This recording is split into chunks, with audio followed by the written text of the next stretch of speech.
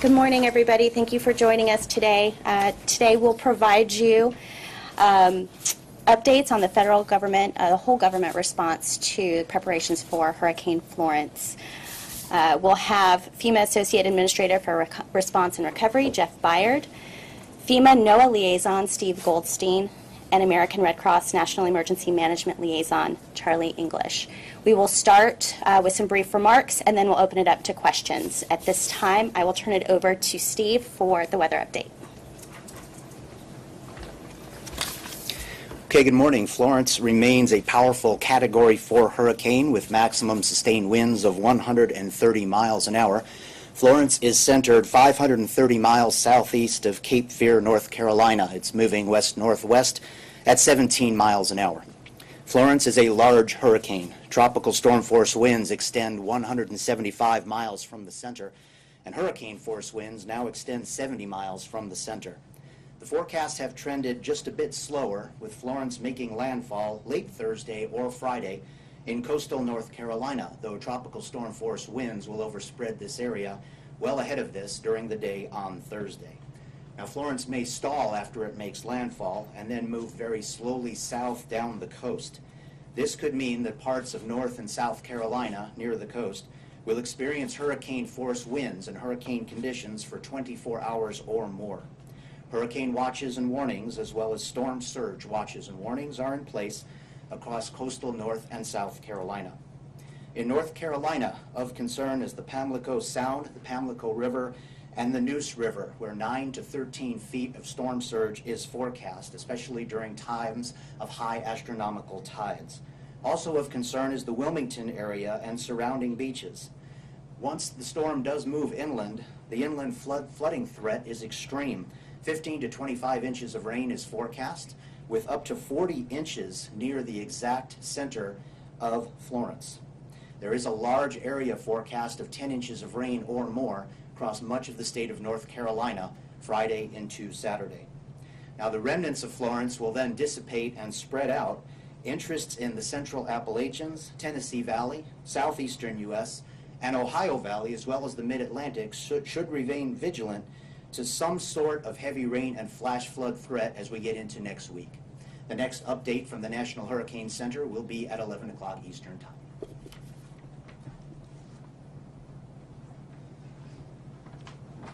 Good morning again. I'm Jeff Byard. I'm the Associate Administrator for Response and Recovery for FEMA. The President's declared declarations in South Carolina, North Carolina, and Virginia. I want to first thank the media for the messaging that got out yesterday, and I want to continue in advance. Thank you again today. We need our message out that this is a very dangerous storm. It's going to impact many of our citizens in multiple states, not just on the coast, but definitely inland. More to follow on that, but I need to reemphasize this is a dangerous storm. We ask that you heed the warnings. Today's the day. It's a team effort, just as I think the media. You're part of the team is getting our message out of the importance and the dangerous nature of this storm. But right now it's time for our citizens to be a part of the team and heed those warnings and evacuate if you're in one of those zones. Talk to your local state government. Make sure that you have a plan. Download the FEMA app. Go to ready.gov to make sure you're ready. The main thing on evacuations is life safety. That will be our priority, as our effort will be stabilization. But you need to evacuate if you're in one of the evacuation zones. I ask that you do that for your own safety and also for the safety of our first responders. We don't want to put additional risk on our first responders when this storm. We know it's coming. You hear NOAA, you hear the science, you know the dangers, and it's time to evacuate and be a part of the team. This time I want to turn it over to Mr. Charlie English with the American Red Cross. Thank you, Jeff. We appreciate your and Administrator Long's inclusiveness as being part of the team, along with the other private nonprofits and faith-based organizations. We'd like to encourage all residents to, number one, have a plan, know what you're going to do ahead of time. Don't wander about aimlessly and take off somewhere and not knowing where you're going to go and where you're going to seek refuge. Number two, get a kit. Know what you're going to put in your kit. Shelters are a safe haven, but they're not a resort. So you're going to need your toothbrush, you're going to maybe need pillows, and things of that nature to sustain you. Don't forget your medicines, and don't forget to take care of your pets as you come. Number 3, know how you're going to get warned. Know the apps you want to download, the news media apps that will warn you and keep you abreast of what's going on. Would also encourage you, like Administrator Baird just mentioned, to download the FEMA app. Red Cross also has an app. If you would download that, it will give you up-to-date information on where shelters are being opened as they are opened. Thank you. We'll now open it up to Q&A. Okay. Please state your name and affiliation, if you would. Yes, ma'am. Eva McKen, Spectrum News. We learned this morning that Senator Jeff Merkley obtained memos showing the Trump administration taking nearly $10 million from FEMA, which deals with hurricane relief, and giving the money to ICE for more detention centers. What can you tell us about this? Would that funding have been used for hurricane relief? Yes, ma'am. What I can tell you is we have plenty of resources, both monetary, staff, and commodities, to respond to the dangerous storm that is Hurricane Florence. We again ask those residents that are in the impacted zones to heed the warnings now. Additional information can be provided, but right now we want to focus on what are those impacts from Florence, and what can our citizens do today, which is the last good day to evacuate, and we really want to push that message. But can you specifically shed any light on this funding that Senator Merkley is calling attention to? Yes, ma'am. What I can tell you is we have plenty of resources to respond. We have plenty of resources to recover. That has not impacted our situation whatsoever. Thank you. Following up on that, Michaela Rosenberg, Garland, thank you for taking my question. Do we have any insight and estimate into how much the damage is going to be from the storm, the impact, and will there need to be more funding from Congress? So, it's a good question. The question was, do we have any impacts or assessments on what the impacts of this storm may be? I can tell you it's going to be large. I can tell you right now, as far as the disaster relief fund, we're healthy in that fund. That is the fund that we utilize with the Stafford Act. We have no concerns at this time. As far as what the exact amounts are going to be, it's too early to determine, but I can say this: there will be disruptions in our services. The power will go off, infrastructure will be damaged, homes will be damaged or destroyed. So again, the time to act is now. We can rebuild that. The power will come back on. Roads will be repaired, but we cannot repair loss of life. And we ask right now that the time to evacuate is now. Yes, ma'am. I'll come to you. Renee March with CNN. You mentioned the disaster relief fund. How much money do you all have in the fund now going into this hurricane? And then the second question, do you guys have a better sense now as far as commodities, numbers, what is where and how much of it? Well, to your second point, as far as commodities, we have adequate commodities that we've laid down across the full spectrum of the states. We continue to move additional resources in, but I want to make sure that we understand this. Our piece is just a part of the puzzle. We're working closely with our NGOs. We're working closely with the private sector. So the MREs, the emergency commodities that we bring to the table, are just a very stopgap measure. We feel very confident that we're coordinated across the board, that we'll have adequate feeding and adequate water for those survivors that need it. So we don't have concerns there.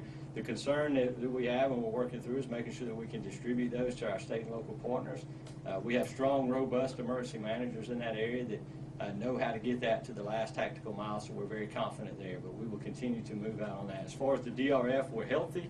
I don't have the exact numbers, but I do know that we're healthy in the DRF, and we have no concerns as far as recovery. Do you have a ballpark at least? It's well over $20 billion, so we're healthy on that. I'll come back to you. Yes, ma'am. Colleen Long from AP. I wanted to ask about the number of evacuations. I think last night we said there was somewhere around 1.7 million people. I wondered if that is increasing based on the latest forecast, and kind of how many are we talking about? That was the number as of last night. There's not been, to my knowledge at this point, additional evacuations ordered, but what we would say as far as numbers is don't be a number that stays behind. Be a number that evacuates. Again, a lot of good questions today, and I'm going to bring everything back to the importance of what we're dealing with Hurricane Florence. We want our citizens, we owe it to our governors and our local emergency managers and the mayors these impacted states for you to get that message out. The more people that can evacuate out of this deadly storm, the safer we'll be all the way around. We can bring people back. We can bring the commodities back. We're confident of that. But our emphasis today is that team effort and what the citizens can bring to the table today. Then I'll come back to you. Yes, ma'am. Cheryl Connor, ABC 7 News. Yes, ma'am. What exactly does the President's emergency declaration provide for the locals? Right. So there's several types of declarations. What we've been authorized, what the President's authorized, that any resource that a state needs at this time that the federal government can provide can be provided. It allows us to move resources in. It allows us to engage assets and resources like Urban Search and Rescue, Department of Defense, Health and Human Services, FEMA, our commodities, our emergency commodities, and other things. Those declarations will be assessed, obviously, as impacts, and we'll go up from there. That's a process that we work closely with our states on and the White House on. We're confident that we'll get the resources we need and the programs we need to affect positive outcome. I guess. Yes, ma'am. Ann Cutler, Fox 5 News. The President said that the response to Maria was a success, but when 3,000 people die, a lot of people would disagree with that assessment. What would be the bar for a successful response for Florence? So, let me set the expectations. A successful response, obviously nobody wants any deaths, and we can, that's the importance of today, is saying, hey, get out. If you're in an area where you know it's going to flood, or if you're in a mandatory evacuation area, or you just don't feel your home is safe, now's the time to evacuate. We have shelters, we have other means. A successful response, it's a disaster, and it's named a disaster for a reason. It's going to disrupt services. It's going to destroy homes. It's going to destroy infrastructure, and the power is going to be out. But we feel very confident that working with our partners, we're going to quickly stabilize those 7 critical lifelines. That's the key. We've got to stabilize the lifelines that our communities are used to on a daily basis. Then we can turn our focus to that more long-term recovery, and that's a model we're going to employ, and we're going to be successful at it. We have a question in the corner. Oh, I'm sorry. Yes, ma'am. Heather Timmons with Courts. There was the South Carolina Department of Corrections said last night they don't plan to evacuate one of the prisons that's right in the mandatory evacuation zone. Is that something that the federal government gets involved in? I mean, when it's a mandatory evacuation zone? Mandatory evacuation zones are done at the state and local level. We support the sheltering. We support in ways that, if there's a sheltering issue, we would not get involved in that. I don't know the specifics of that, so I definitely don't want to speak out of turn, but that would be a question best directed down to South Carolina Emergency Management. And can I ask a follow-up that's Yes, ma'am. related? There's some concerns about the people that just don't have enough money to evacuate, for several days. They can't afford to take themselves on the road. What would you say to those families and those people that are worried? So a lot of our communities will provide resources to move those individuals out, but again, there's adequate media avenues to find those resources. So, I would employ on those citizens to work with who they would work with daily. Citizens that may not have the means to evacuate. They do live in our communities daily. They do attend social services and functions daily. So interact with those that have that. And I would employ all of us. It's neighbor helping neighbor in this situation. If that's the case, help your neighbor. Lives cannot be replaced, and we want to, I want to hammer that importance home. This is not going to be a glancing blow. This is not going to be a tropical storm. This is not going to be, one of those storms that hit and move out to sea. This is going to be, a Mike Tyson punch to the Carolina coast, and then it's going to have very heavy rains, that, as Steve alluded to, it's going to stall. So we're looking at inland flooding. We're looking at coastal storm surge. We're looking at all the hazards that a storm of this magnitude would take. So to that point, I would ask that neighbors help neighbors in this situation, and let's all be on the team. There are like 9 hazardous waste sites in this region in Yes, the ma'am. path of the hurricane.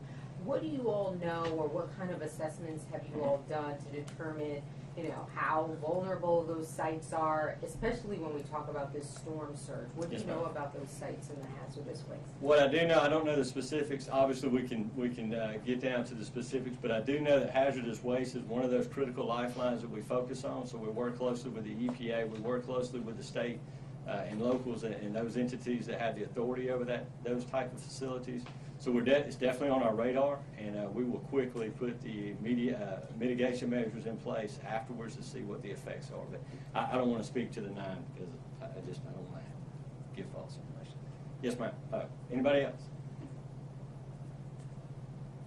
Well, look, before we close, again, I want to thank you. You have been just a wonderful mouthpiece to the citizens of these of the impacted states. We need you to continue to do that today. This is a serious storm, and we appreciate the team effort, not only from the media, from our citizens, and also from all the players involved. Thank you.